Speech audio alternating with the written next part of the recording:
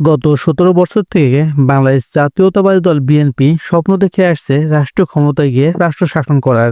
আর সেই লক্ষ্যেই গত ১৭ বছর যাবৎ আওয়ামী ফ্যাসিস্টিজমের বিরুদ্ধে বিভিন্ন রকম আন্দোলন সংগ্রাম করে আসছিল রাজপথে। তবে শেখ হাসিনার কাছে নেহাত বাচ্চা ছিল বাংলাদেশ বিএনপি।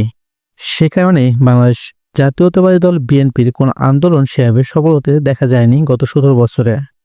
গত ৫ই আগস্ট অভ্যুত্থানের পর থেকেই বাংলাদেশ জাতীয়তাবাদী দল বিএনপির বিভিন্ন নেতাকর্মী বিভিন্ন রকম টেন্ডার, চাঁদাবাজি, দখলদার ও দুর্নীতি কাজের সাথে জড়িয়ে পড়ছে ক্রমাগতই।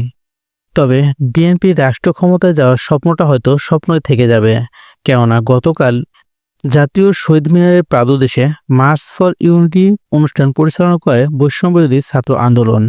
আর এই প্রোগ্রাম থেকে উঠে এসেছে বৈষম্যবিরোধী ছাত্র আন্দোলনের কিছু দাবি। আর এই দাবিগুলো যদি অন্তর্বর্তীকালীন সরকার ডক্টর মোহাম্মদ ইউনূস বাস্তবায়ন করতে যায়, তবে বিএনপির রাষ্ট্র ক্ষমতা যাওয়ার স্বপ্নটা স্বপ্নে থেকে যাবে। যেখানে অভ্যুত্থানের পরেই বাংলাদেশ জাতীয়তাবাদী দল বিএনপি বারবার নির্বাচনের জন্য সরকারকে প্রেসার ক্রিয়েট করছে, ঠিক সেখানেই বৈষম্যবিরোধী ছাত্র আন্দোলনের নেতারা স্পষ্ট কালকে জানিয়ে দিয়েছে, স্বৈরাচার শেখ হাসিনার বিচার না হওয়া পর্যন্ত বাংলাদেশে কোনো নির্বাচনী অনুষ্ঠান হবে না। এবং এই প্রোগ্রামের মাধ্যমে আরও একটি দাবি সামনে এসেছে, আগামী ১৫ দিনের মধ্যে জুলাই বিপ্লবের ঘোষণাপত্র জাতির সামনে আনতে হবে।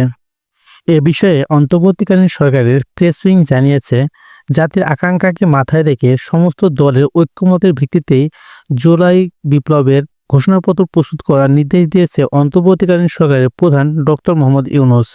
তবে বিপত্তি হচ্ছে শেখ হাসিনার বিচার প্রক্রিয়া।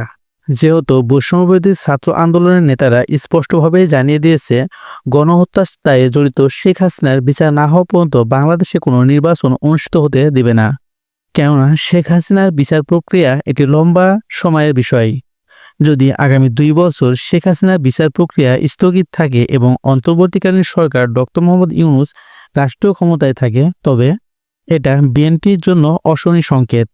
কেননা বিএনপি সম্পূর্ণরূপে ব্যর্থ তাদের তৃণমূল নেতাকর্মীকে নিয়ন্ত্রণ করতে।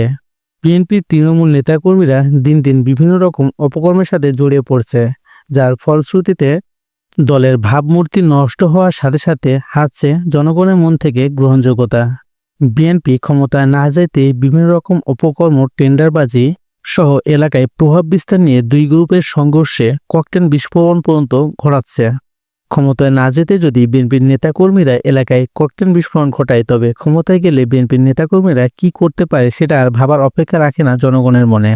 আর সেই কারণেই ডক্টর মোহাম্মদ ইউনূস যদি বৈষম্যবিরোধী ছাত্র আন্দোলনের দাবি মেনে নেয়, তবে ক্ষমতায় যাওয়াটা বিএনপির জন্য স্বপ্নই থেকে যাবে।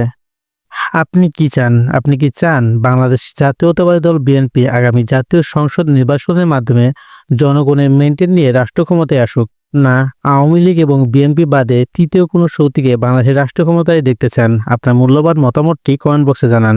ধন্যবাদ।